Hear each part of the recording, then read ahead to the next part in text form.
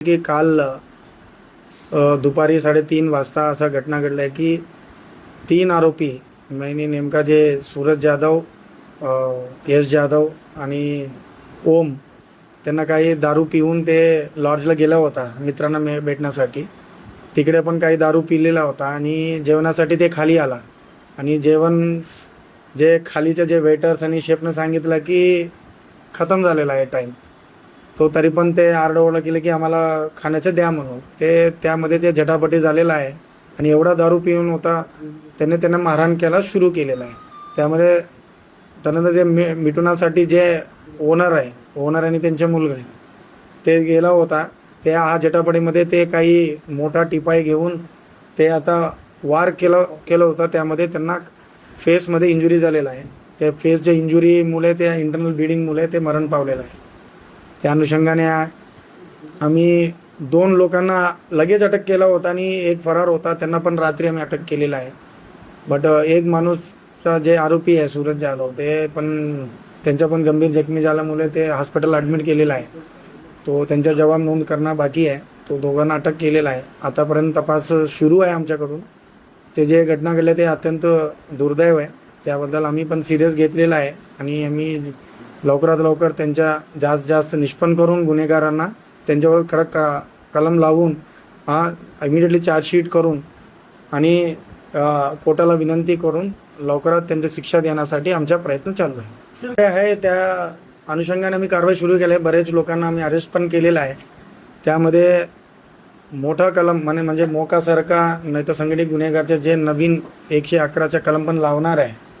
तो अजून जे लोकांना आम्ही हा माध्यमातून सर्वांना विनंती करतो, जे कंप्लेंट समोर आलेल्या नाही आणि तुम्हाला असं वाटत आहे की कंप्लेंट हिंमत नाही, कोणी आम्हावर कोणचा दबाव नाही आहे. आम्ही तुमच्यासाठी इकडे बसलेले आहे. कायदा चालवण्यासाठी आम्ही इकडे बसलेला आहे.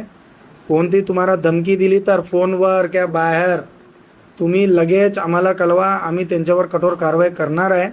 आम्ही हे सिरियसली घेतलेलं आहे आणि श्रीरामपूरला सुधारण्यासाठी पोलीस कटिबद्ध आहे. आणि तसेच पूर्ण मीडिया मित्रांना पण विनंती करतो, नागरिकांना विनंती करतो, तुम्ही आम्हालावर विश्वास ठेवा. आम्ही जे गुन्हेगार आहे, जे डिस्टर्बिंग करणार आहेत सिटीमध्ये, त्यांना पूर्ण काढून त्यांच्यावर कारवाई करणार आहे. दिवसभर जे आंदोलन झालं त्यात एक तक्रार करण्यात आली सगळ्याच नागरिकांकडून, म्हणजे एक आका आहे या ठिकाणी, तो सगळे हँडल करतो, त्याचं नाव घ्यायला कोणी तयार नाही. त्या आकाचा शोध आता पोलिसांना लावायची काय? आमच्याकडे जे रेकॉर्ड आहे, जे आता जे नवीन गुन्हे दाखलेले त्यामध्ये पण आम्ही शोधणार आहे.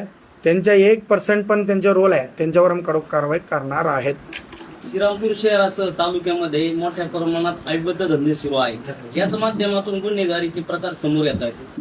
कसं याच्यावर सगळं आम्ही त्यांच्या पूर्ण बंद करणार आहेत. आधी अजिबात आम्ही सहन करणार नाहीये. तुमच्याकडे काही माहिती असतील आम्ही लगेच त्यांच्यावर कारवाई करणार आहे. आम्ही ॲडिशनल टीम्स पण इकडे थांबलेला आहे आणि एवढा फोकस आहे आता श्रीरामपूर सिटीमध्ये. आम्ही पूर्ण शांतता ठेवण्यासाठी आम्हाला पण तयार आहे. तो तुम्ही पण सहकार करा.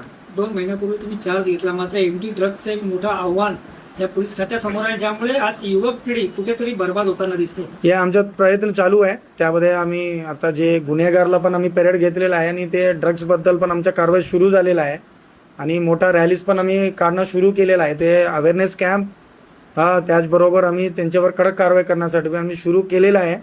आता ते दिसणार आहे भविष्यामध्ये.